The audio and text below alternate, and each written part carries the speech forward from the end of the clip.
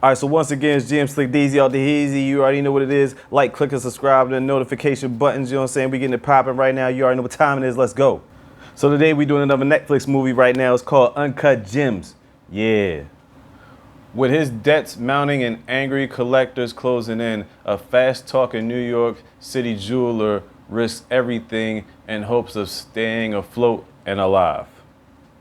So, I mean, it's probably a bunch of spoilers on the internet right now, you know what I'm saying? So I'm not going to spoil the movie. I'm going to just get into the key points, you know what I'm saying? Get to the logistics of the situation at hand, and we just going to go from there.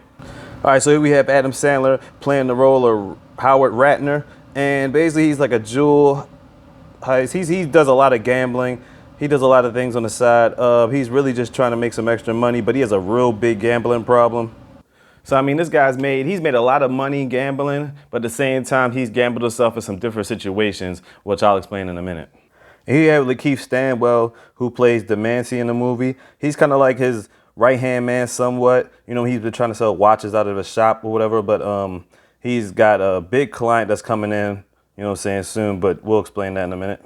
And now he's basically trying to sell watches out of his jewelry store or whatever like that, but the dynamic when you see the movie, they're kind of playing each other anyway. But, you know, Lakeith Stanfield, if you don't remember him, you don't know who he is. He's the guy, and he played the other black guy in the Jordan Peele movie, Get Out, you know what I mean, sending people to sunken places and all that. And he also starred in, I think it's about 3 seasons now, of the show called Atlanta with Childish Gambino. So, yeah, he's been around doing things. All right, so here's one of the guys in the quote-unquote mafia that Howard owes money to. And I think it's around $175,000 or something like that, because of who knows how long his gambling debts are going on. But in real life, he was actually a 911, 9/11 rescue survivor, and he's done. This is his first time acting in a movie ever. So yeah, he did a phenomenal job in this one. All right, so Howard does have a wife and 2 kids or whatever, but apparently they must be going through a divorce or separation or whatever. And this chick, you know what I'm saying, I guess is his side piece or his girl or whatever like that, but she actually works in the jewelry store with him. So yeah, so Howard does owe these mafia men like 175 million or whatever like that, but he just risks his money. He gets extra money, whatever like that, and he invested it in Kevin Garnett scoring a certain amount of points because he does things with basketball. And this guy in real life is actually part of the sports commission, so you know, real life stories within a movie. So yeah, that's something. Well, see, there you go. That's his side chick that works in the store with him. So just keeping up on current events. And so you have Kevin Garnett that walks in the store, you know what I'm saying? He's getting his earrings done and stuff like that. But the dude, Damani, brought Kevin Garnett over to Howard, you know what I'm saying? So they could get some things popping. All right, so now Howard is talking to Garnett about this rock that he acquired. And it took him like 18 months to get it, or 17 months from ancient Egypt or Japan or whatever like that. And he's convincing him it's like, the stone itself is like 3,000 stones, like 3,000 carats of stone for like 600 stones. Basically, the rock is worth up 1.3 million or so, he says, or he's been, you know, looking up scientific facts on the matter or whatever. And then Kevin Garnett is trying to look at it, trying to figure out what's good with it then. You know, Damani's trying to get his hustle on, trying to get Kevin Garnett to buy one of his watches. But then Howard tells them, like, you know, the watches are kind of stolen, or they're not found or whatever like that. So it's kind of blocking Damani's hustle. So, you know, you can tell his face, he's kind of pissed off or whatever. Now, it's covered around in a bunch of dirt, but you can tell what the stones really look like, especially the blue parts of it. That's actually a stone that's from the other side of the country. Here you go, another close-up on the stone. As you can see, the inside of it spread multicolors throughout it. So it's very valuable, at least to the extent that we know and not to the extent that he knows. So at this point, he's not trying to sell the stone to Garnett or whatever like that. Garnett gets pissed off. He's like, why are you even telling me about the stone then? So then they break it down to like, well, Garnett wants to hold the stone. So Garnett gives Howard his championship ring as collateral for him holding the stone. But he said he needs it back because the whole point is he's going to, you know what I mean, get it at the auction to see how much he can get appraised for the stone. So after he makes the deal with Garnett, you know what I'm saying, he's putting up money to basically bet more money on Garnett winning as a, you know what I mean, and while this whole time the quote-unquote mafia has been watching him, and they're thinking to themselves like, oh, he's just gambling our money away, you know what I'm saying, but this guy, he goes to him, you know what I mean, because he commissions the bets and whatnot. And this is his wife, you know what I'm saying? She probably loves him because he provided a great life for them, but she probably hates him because of his gambling addiction, and she thinks it's going to get him killed. All right, so at this point, he's in the cab, and he's been watching the game from in the cab or catching the rest of it, and he's happy as hell because he won the bet with the KD stuff, so he's about to get broke off.